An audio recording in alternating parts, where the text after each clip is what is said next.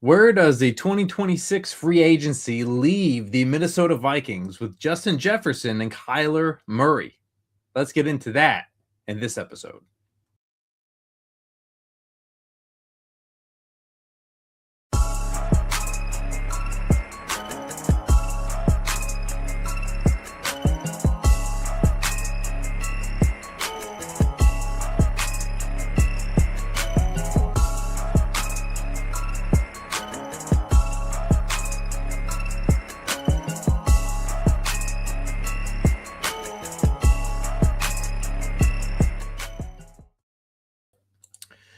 Welcome, everybody, to Top Dog Coverage. It's your boy Dirty with your boy C-Dub. And today we'll be talking about the Minnesota Vikings, their 2026 free agency, their 2026 NFL draft. But before we jump into any of that, I'm going to throw it over to my main man, C-Dub, to see how he's doing down in the south part of the country. C-Dub, what's going on?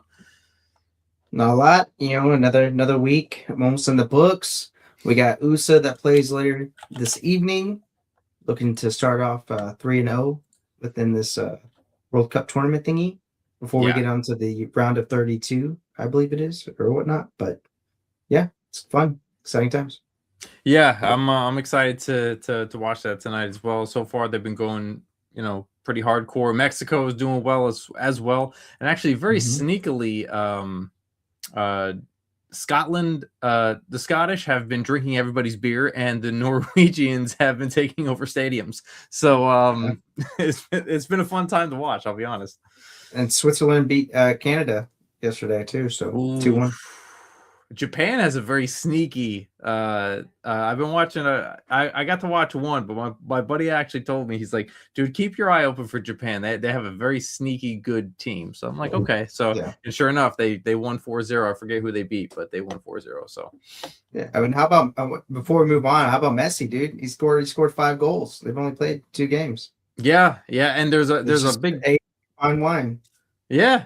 Apparently, right? Like, and the weird thing is the discrepancy with Ronaldo, I guess, is that I don't know, he's a quote unquote selfish player, and that's been holding the team back. But it's Ronaldo, so you don't, all the drama comes with the World Cup here. So yeah, always. But that is football. But let's talk about some football up in this channel. So if you guys are new to the channel, make sure you subscribe and leave a comment, hit the like button, and subscribe to the channel. So follow us at Top Dog Coverage at YouTube, Twitter, TikTok, Facebook, Instagram, and stay connected. And Apple and Spotify, hit the 5 stars, leave a comment there, and swipe up. Go to topdogcoverage.com and vote for the top 5 NFL teams. We would love to hear from you guys and who you guys think the top 5 NFL teams are as of now. So hit that subscribe button and comment down below. But C-Dub, talking about football, let's get into some NFL football news before we dive into the Minnesota Vikings. Yeah, let's kick it. All right.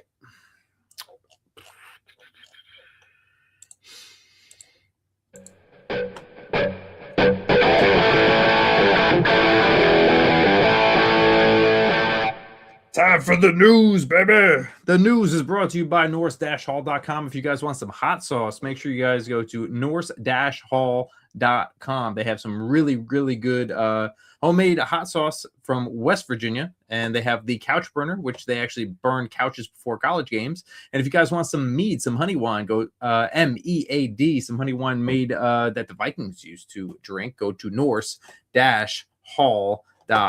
And before we get into the messages, we want to give a shout out to Omar Wanzi. So Omar, thank you for checking in. Subscribe to the channel. Thank you for commenting and hit that like button. So onward, sir. All right. You want to start us off, C-Dub? Yeah, let's get the bad news out of the way. Oh man. So we had some Lions news drop right after our Lions episode. So you're welcome, world. Lions cornerback Terrion Arnold has reportedly been arrested as Florida police plan to charge him on multiple felony charges, according to Dave Burkett of the Detroit Free Press. Arnold has been accused of orchestrating the kidnapping and robbery of his personal driver and 2 of the driver's associates. Per Burkett, Arnold categorically denies any involvement in the matter, as he voluntarily surrendered today in response to the warrant for his arrest. Back in February, Arnold's attorney declared in a statement that he had no involvement whatsoever in a kidnapping and robbery plot that had been carried out weeks before. 5 people had been arrested in the case, and Arnold had been named an associate of the detainees, but had not been charged himself. The statement claimed that Arnold did not participate in, nor was he present for, any conduct related to the alleged offenses. Arnold has reported to police at the time that his Airbnb rental unit in Largo, Florida, had been robbed of designer bags, 100 grand in cash, and an $80,000 necklace, and a cell phone issued to Arnold by the NFL. Arnold reportedly accused his driver of arranging the original theft. At the time, prosecutors alleged that Arnold's childhood best friend, Bokai Hilton Jr., had orchestrated the response as revenge. Hilton had 4 others were arrested under charges ranging from kidnapping to aggravated battery. So, a female in the group, who was characterized as Arnold's girlfriend, allegedly lured a friend of the driver and his friends to her Tampa apartment, where 2 of Arnold's associates were hiding with guns. The driver's associates were reportedly held hostage in the bedroom, where they were allegedly beaten and interrogated. When the driver later entered the apartment, a member of the crew reportedly stuck the barrel of his firearm into the driver's mouth and demanded he return the stolen property. We do have a slight update as of June 25th. Arnold's first court appearance will take place this afternoon, as noted by ESPN's Eric Woodard. No trial date has been set at this point, but Arnold will remain in custody until it begins if the motion from the state attorney's office is granted. Okay, so John Wick Part 5, basically, is that what we're talking about here? John Wick was one man. This sounds like it was 5+ people. So yeah, maybe I don't know. I'm the next I'm hearing is like Jason Statham is going to walk into the room. Okay, this is wild. This is wild for one man. I mean, 5 men, but I mean, one man that was I'm taking it was doing just fine with the paycheck, right? Like, yeah, I mean, but I guess when you get your stuff stolen, you gotta get your lick back.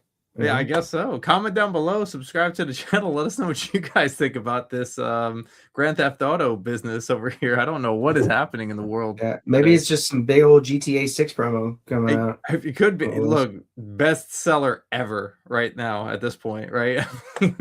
I don't even play it. I'd buy it. Okay, like there you go. All right.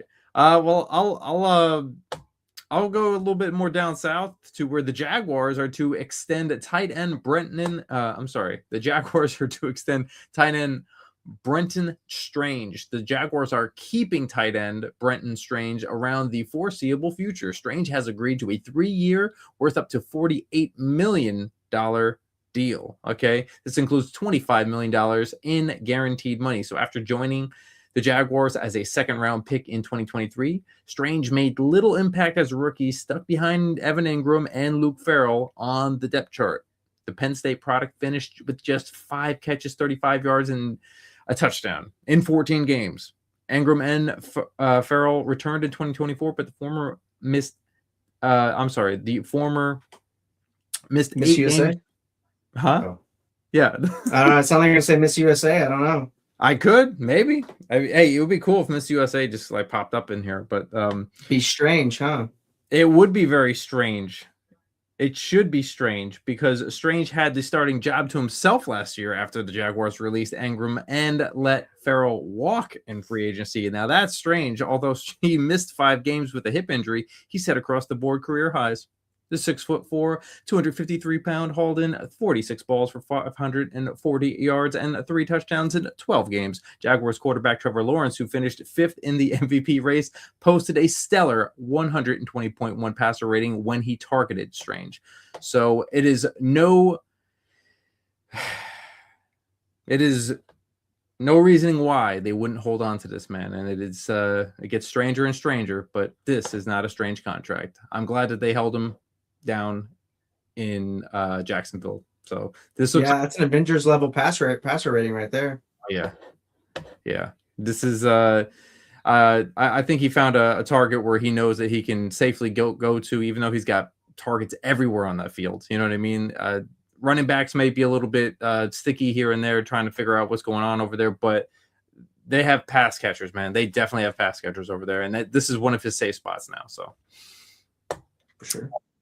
But before we jump into anything else, Kevin, hey, K-Bone, there he is. What topic are you guys on right now? So what we're going to be doing, we're about to after we just went over Stranger Things, we are going to hop into the Minnesota Vikings, Kev. So make sure you Purple subscribe to Haze. the channel, and we're going to go after Skull, baby. So that's what we're going to do. But I think that does it for the news. We didn't have too much today, and we will jump into a little bit of 2025 action of the Minnesota Vikings. C-Dub, what did the 2025 Minnesota Vikings look like? Based on the vibes, felt like they went like 5-12. That's false. They went 9-8 and tied for third in the NFC North with the Detroit Lions. Okay. This is a team that made a couple of changes. They had Sam Darnold walk. They drafted JJ McCarthy, and all was gonna be dandy, right? And Kevin O'Connell, he can do no wrong. He's the quarterback whisperer, right? Well, in terms of offense, they averaged 20.2 points per game, which was 26th in the NFL. Okay. And yards per game, they averaged 277, which was 28th in the NFL.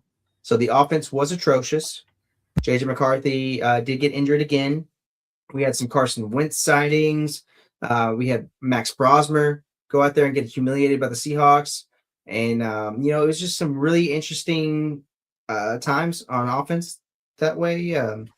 Justin Jefferson was visibly frustrated. He finished under 1,000 yards. So just not a good look there, right? But their defense, on the other hand, was exceptional. They only allowed 19.6 points per game, which was 7th in the NFL.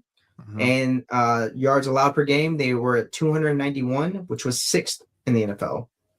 So defense was lights out. They played great. Brian Flores and that unit did very well, right? You lose longtime safety Harrison Smith, who I believe retired or he's expected to retire. But this is a team that wasn't very consistent and had some just brutal losses and did not play well in certain aspects of the season. But they made some changes this offseason, so we'll see what that does for them. Yeah, certainly. And given it the eye test, it didn't really. The eye test failed miserably. If we're being honest, like nobody really wanted Vibes to were watch. atrocious. Yeah, they really were. But somehow, some way, they stayed in more than enough games to make sure that they were competitive. I'll say that, not exactly for anything spectacular, but they stayed competitive with lack of QB play, and they were really struggling. They had a winning record. So. Yeah, which is wild. So now, you bring in a couple new faces through the draft and through free agency, and we're gonna dive into that right now. And let's take it over to free agency, where they didn't do too much, but I'll go over the three names that they re-signed to their own, which was Tavier Thomas, who was a safety, 2-year, $4.6 million. Carson Wentz, they re-signed him 1 year, $3 million. And Andrew DePola, long snapper, 1 year, 1.725. Lots of long snapper love on this channel. But before I go any further with that, I want to discuss a little bit about Carson Wentz. Wentz was very much so wincing in pain in the last game that he was in, man. Like, he was a soldier through it. He went back out there and he was getting mutilated, man. But he still gave it all he had. I'm not saying that he's an excellent quarterback or anything like that. But when he went in there, he gave it everything that he had, and he didn't let something like an injury or anything keep him out. So I will give him credit in that end. He did revive Justin Jefferson for those couple games as well. Yeah, I feel like he really heavily targeted JJ. Jay Jettas. Yeah. But I will take you to the rest of the signings. Not too many. I think just 5 or 6 here. So James Pierre, the cornerback from the Steelers, they gave him a 2-year deal for $8.5 million. Juwan Jennings, the wide receiver from San Francisco, they gave him a 1-year, $8 million deal. And then John Hecker, the Titans punter, 1 year, $1.4 million. And then the Colts defensive lineman Eric Johnson, 1.4 for 1 year. And then Kyler Murray coming over from the Arizona Cardinals. That was a trade, right? No, they cut him and he signed. Oh, that's right. They did cut him. That was one of the few. 1 year, and he is owed 1.3 from the Vikings. And then The Steelers, Isaiah Loudermilk, the defensive lineman, 1 year, Not the quiet 1.2. milk. No, not the quiet, louder. It's actually not even just loud. It's got to be louder. So, so I didn't really sign too many people here. 1, 2, 3, 4, 5, 6, 7, 8, 9, 10 people here, and it kind of makes you think: do they need to sign more people? But if you kind of look at it, I do like what they've addressed here. They addressed a wide receiver that can help out. I do like that. They've addressed a cornerback, which can really help out with the Brian Flores aspect over there, even though they had a really good defense. And then the main thing that they needed was a quarterback. They obviously, if we're looking at it, they don't trust in the young kid here, and they wanted somebody that can maybe revive himself. You and I have had these discussions with whether or not we think Kyler can revive himself over there. I'm not a huge believer in it. You are, and I'm starting to see the angle a little bit of where you're saying what you're seeing and how you see it. And there is a slight possibility that he can, if he concentrates here, he could get re-signed here, or he's got to bet on himself this year. So that's basically what it is. Absolutely. And I do have a trivia question for you. Shoot. How many 100-yard games did Justin Jefferson finish with in the 2025 season?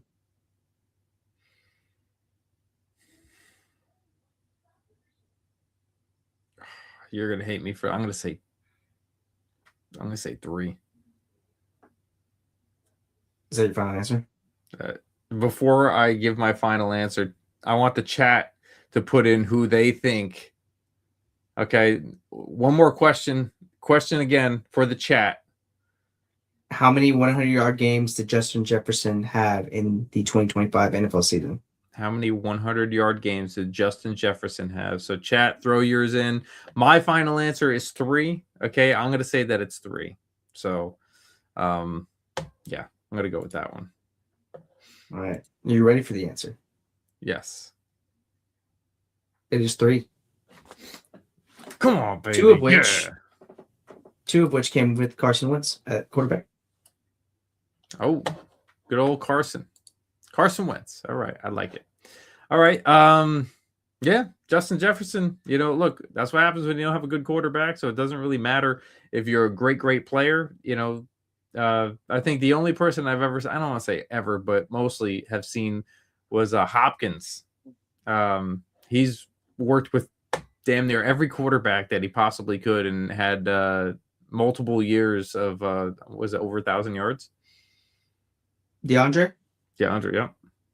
Yeah, I mean, he was in Houston with Deshaun Watson when he was at his peak of his career. Then he got traded to Arizona, where he played with Kyler most of the time. And then now he's kind of just been a mercenary for hire. Yeah, pretty much. So, yeah. But with that said, do you want to? I mean, they didn't have too much of signing, many signings here. But you want to take us over to the NFL draft, where it feels like they did a little bit more there than they did anywhere else, really. Yeah, I mean, this is a team. Their draft class consists of 9 total picks, right? In the first round, pick 18 overall, they took defensive tackle Caleb Banks, the DT from Florida. He was kind of a big body. He had a foot injury. Dealt with a couple foot injuries during his college career, and most recently when he was at the Senior Bowl. But he was a very powerful player. Gives you a little bit of pass rush, but really good player if he can kind of hit his ceiling and play well. It's just the injuries kind of scare you. He did go a little bit higher than I anticipated, but if they really liked him, which they did, they're taking a chance on him, right? And then the second round, pick 51 overall, they took Jake Golday, the linebacker from Cincinnati.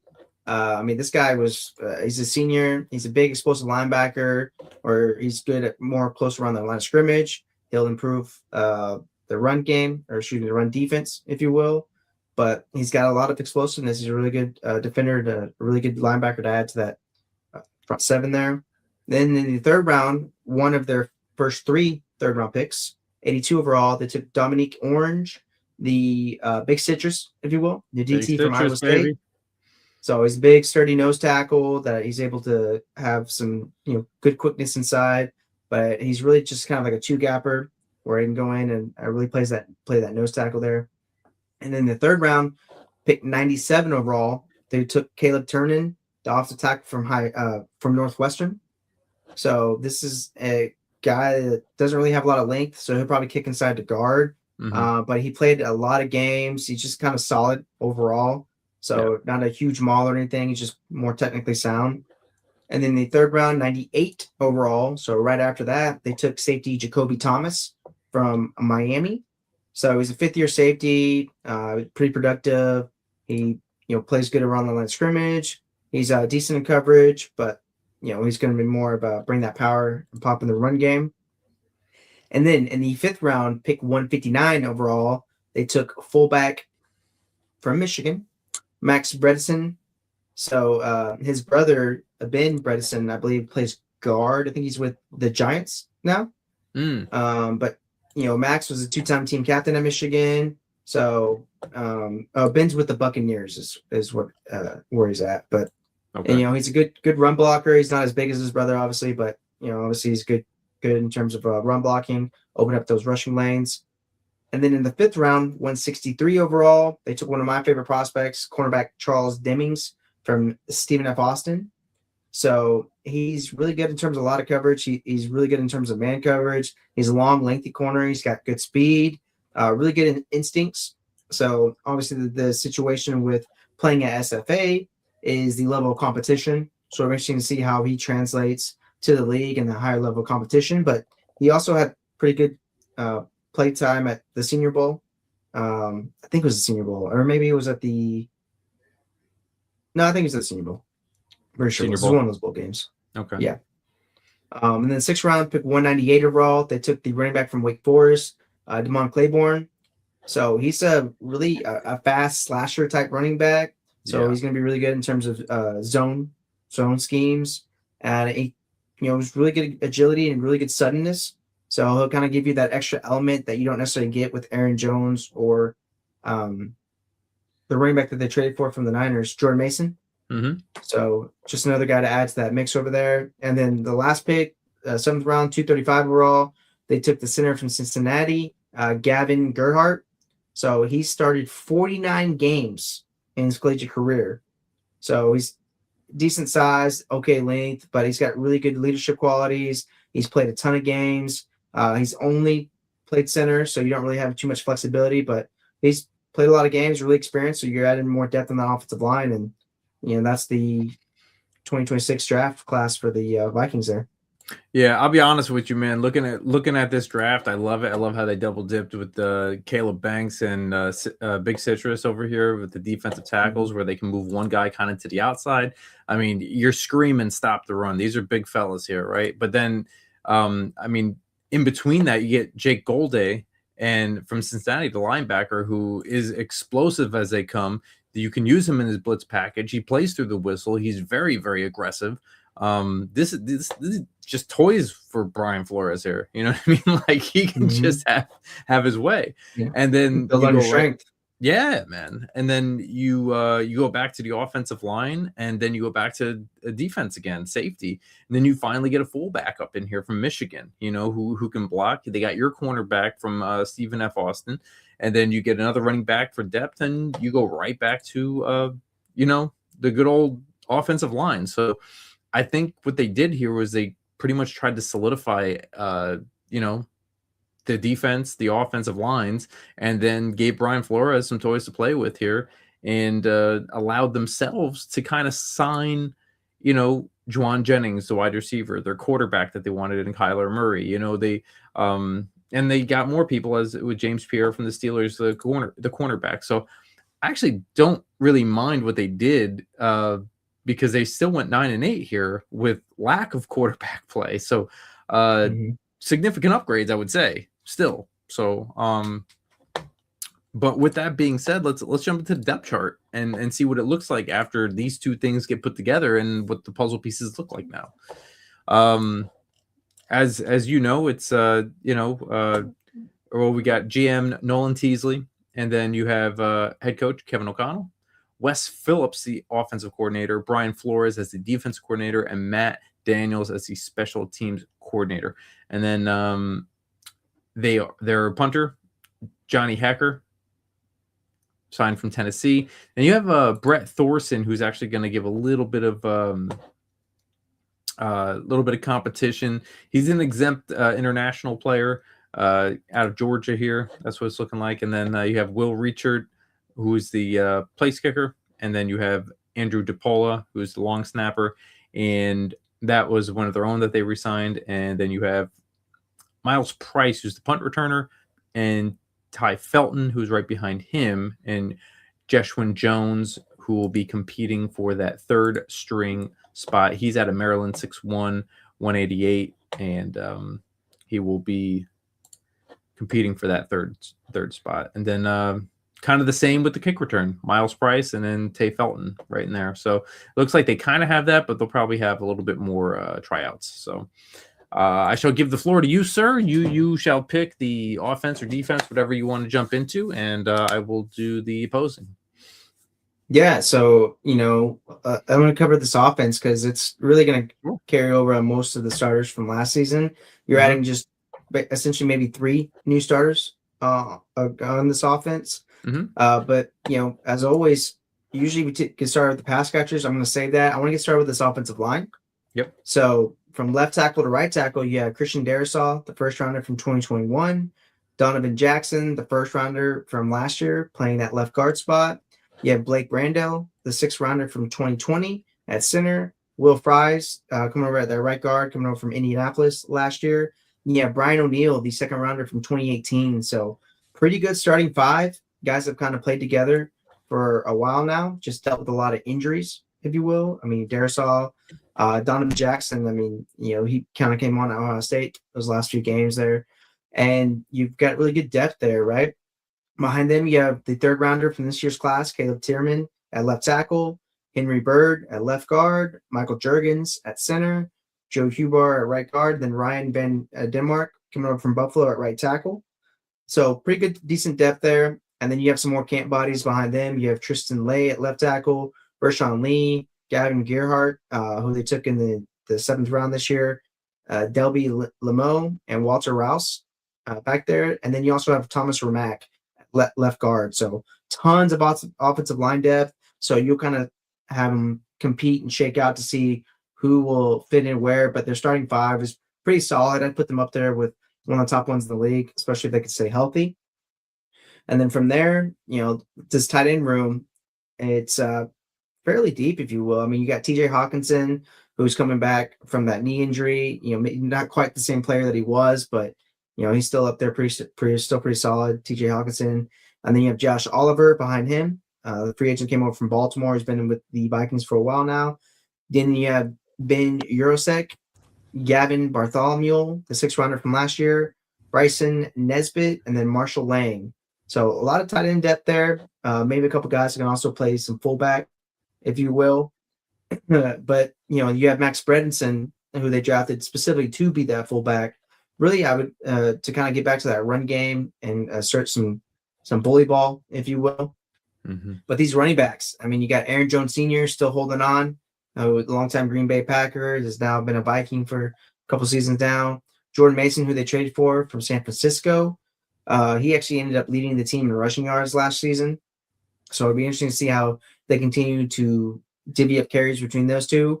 Then you have Damon Claiborne, that 6th rounder from Wake Forest, who's got a ton of speed. You have the Dream Bowl alumni Xavier Scott right there in that 4th spot. So good to see him continue to play, get some snaps last year. And you have Kajon Owens, undrafted free agent from this year's class. So backfield's pretty solid. And then with this receiving core, you've got a lot of guys, right? It's pretty top heavy, and you got a lot of names at the depth pieces there. But you have Justin Jefferson. We all know him, the 1st rounder from 2020, the LSU Tiger. Jordan Addison, the 1st rounder from 2023, who was with Pittsburgh and then finished his career with USC. Then you have Juwan Jennings coming over from the San Francisco 49ers. Quite possibly the villain of the NFL, what the Browns called him a hoe, I believe it was. I believe they did, yeah. So, we'll see if he continues his hoish ways in Minnesota.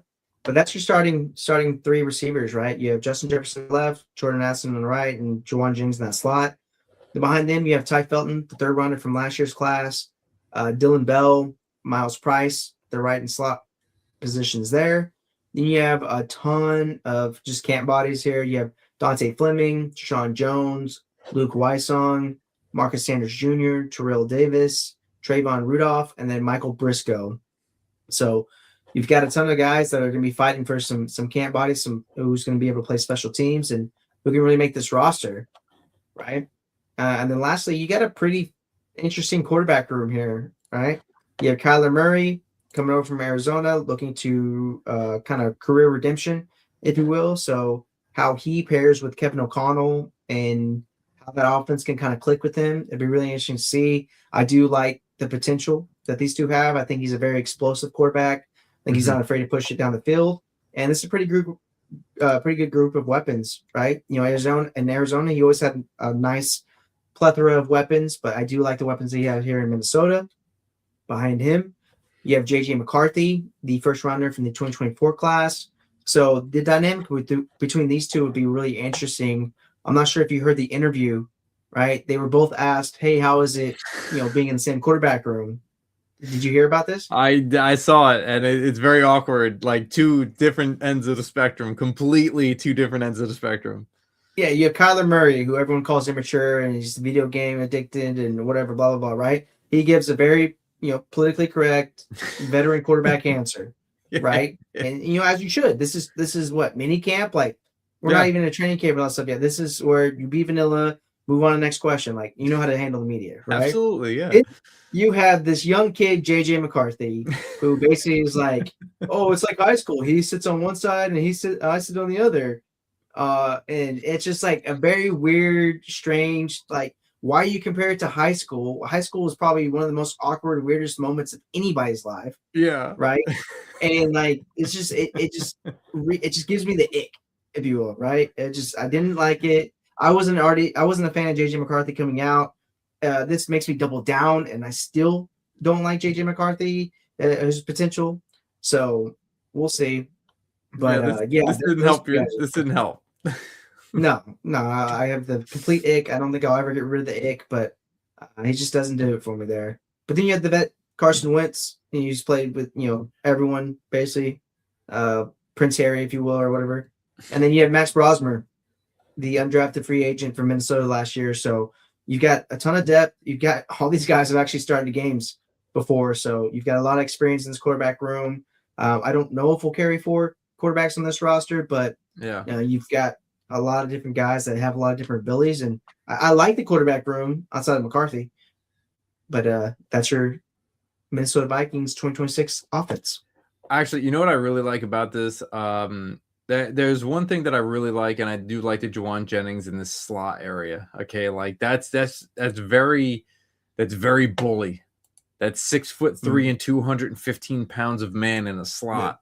Like that's good blocker too. Yeah, he is. As much as he's a hoe, like you gotta, he's going into a spot that if he catches the ball, it's gonna be very, very hard to get him down. So, I would say in that area, I like that the most.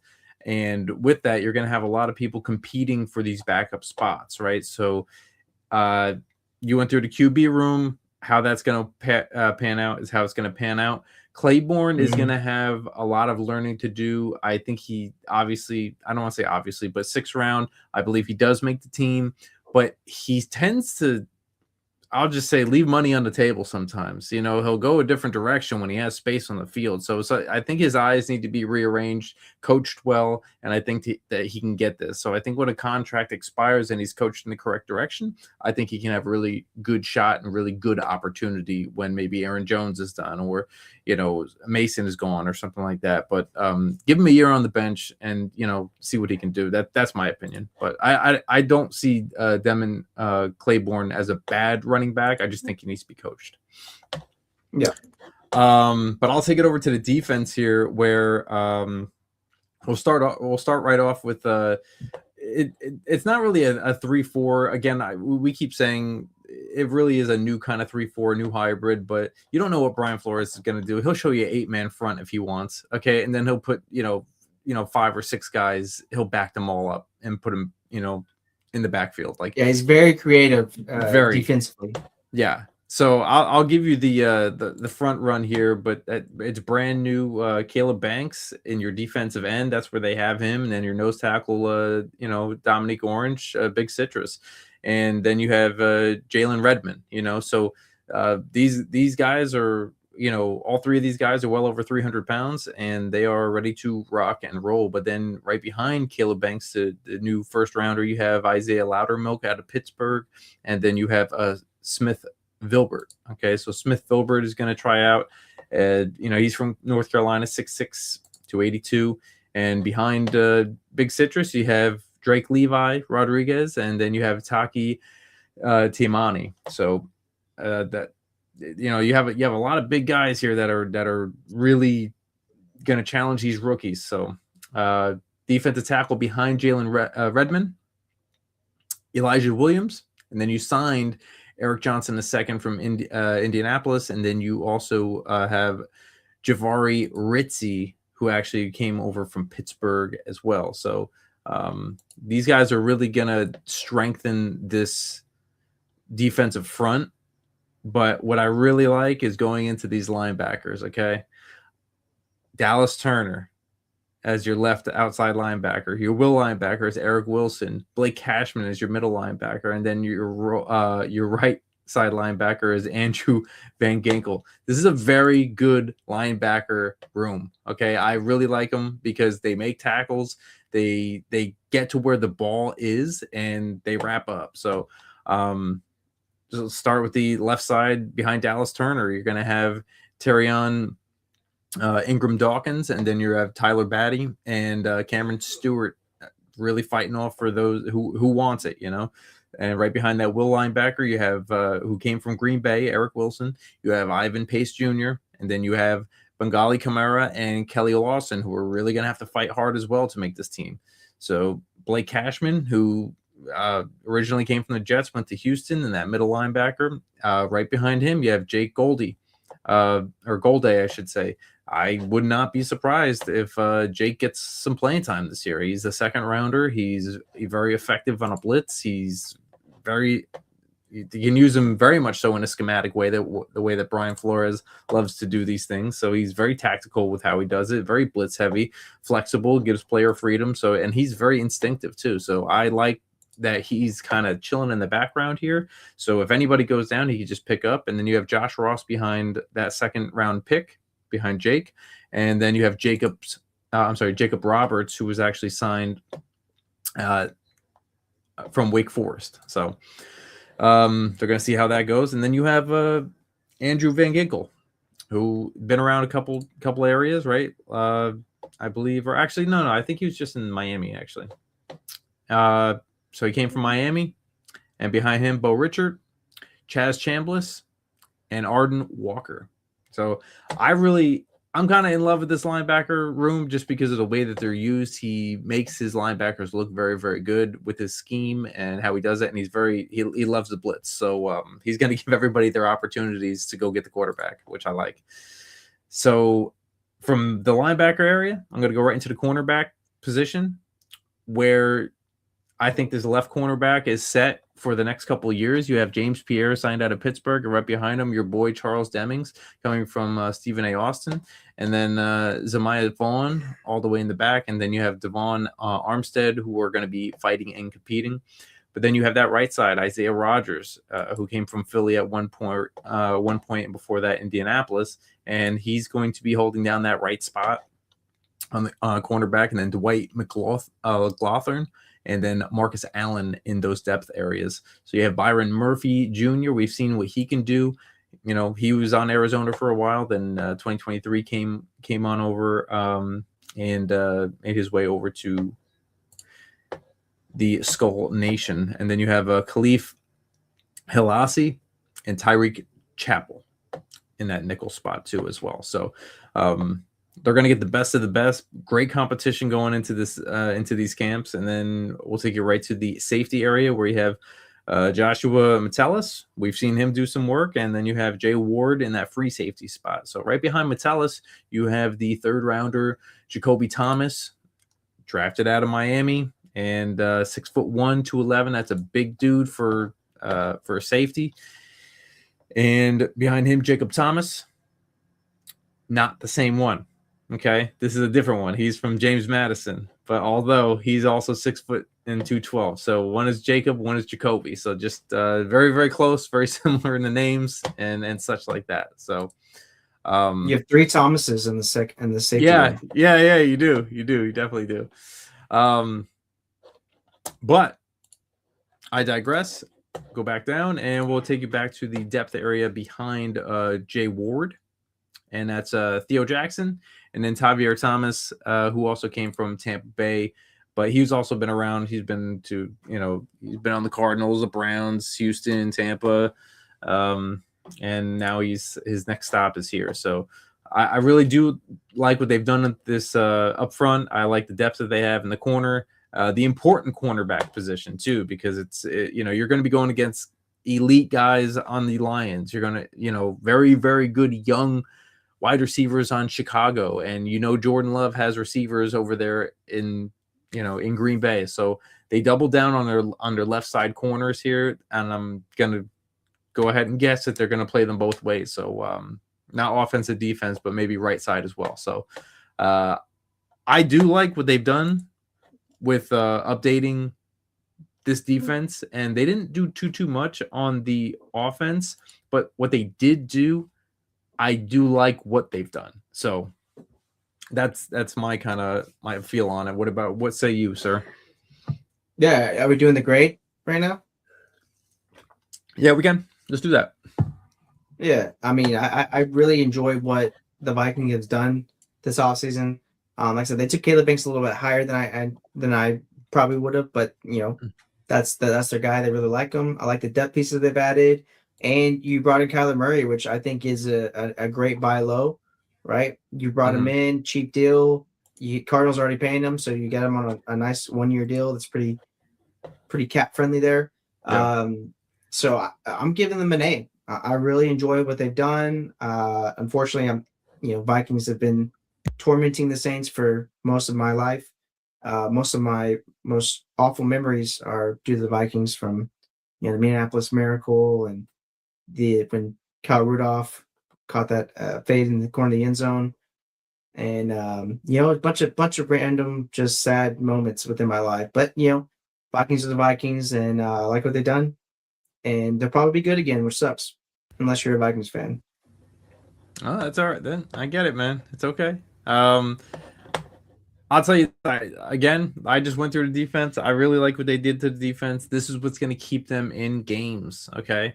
This is what's going to keep them in division games, which they need to win. And if they can go 9-8 with what they had last year and upgrade the quarterback position, which they did, and still have $13 million to spend for this season, I think that's a really good GM. I think he did what he was supposed to do. He didn't. He looked for deals. He got a deal with the quarterback. Well, to be fair, he did get hired after the draft and all this happened. So I understand that, but somebody had to be making the moves during this, though. Yeah, This is what I'm saying. Yeah, the guy that made all the moves didn't get the job, so right. Shouts out to him. But this is an organization who let somebody take control, understand exactly what he was doing, and he made some really good moves here. So it's up to this new guy to come in and understand that, okay, we can do X, Y, and Z, right?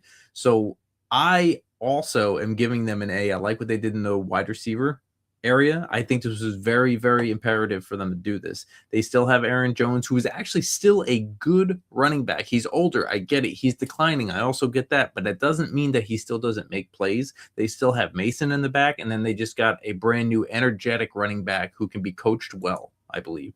And I think that they doubled down on these corners for themselves to make sure that they can handle some of the offenses that are in their own division. I don't think it's for anything specific, but just to make sure that they can control the division. And I think that's what they're looking at here. They got a deal on quarterback. They double down on corners. They got bullies on wide receivers now. I think what they did was great. They have a veteran still as a quarterback. They have Carson Wentz in there. I'm not saying that he's, praise Carson Wentz. No, I'm not saying that. But in case something happens to Kyler, this dude knows it. He knows the offense. He knows what's going to happen here. So I think they're just prepared. You skipped over McCarthy too, just like that. Got it, man. I mean, my man's still in high school, right? It's messed up, man. Well, step up. But yeah, I'm giving them an A here, man. I like what they did in the front line. I like what they did in the linebacker position, cornerback, wide receiver, quarterback, and they're trying to run it back. Not you had a 9-8 season with a really bad quarterback play, you know. So we agreed on something, chat. The world's gonna end. Yeah, don't worry, it doesn't happen often. So yeah, but yeah, I mean, I don't. We'll probably suck this year now. Most likely. I mean, we haven't been able to get it right. Okay, so what was it? 2 years ago, I said that they're going to go 4 and change with Sam Darnold, and they ended up going to as far as they did. And then the next year, I said, you know what, I'm still going to go with them. And then what happens? They go 9-8. Something happened within there. JJ McCarthy wasn't it. So predictions have not come out yet. So with predictions, when we do that's when we get blasted. You know that. So yeah, fun times. Yeah. But if you guys have not yet, make sure you subscribe to the channel, comment down below, and hit that like button for more, because we are on our way to a ton more teams. And let me see exactly who it is that we have next. But it would be the Carolina Panthers. So the Carolina Panthers will be next. We will be going through them and their offseason and how they are going to progress and our grade on them. So with that, it's your boy Dirty. It's your boy C-Dub. And yeah, that's a wrap. That's a grade A for the Vikings, according to C-Dub and myself, which usually rarely happens. But with that, make sure you guys subscribe to the channel. Top Dog Coverage, YouTube, Twitter, TikTok, Facebook, Instagram, Spotify, Apple. Swipe up, 5 stars, comment, all of it. And go to topdogcoverage.com. Vote for the top 5 NFL teams. Anything else, C-Dub, that we got? Actually, I do have a bit of a mystery for you and for anybody else out there. Okay, shoot. Have you ever seen Kevin O'Connell and Michael Rizzo in the same room?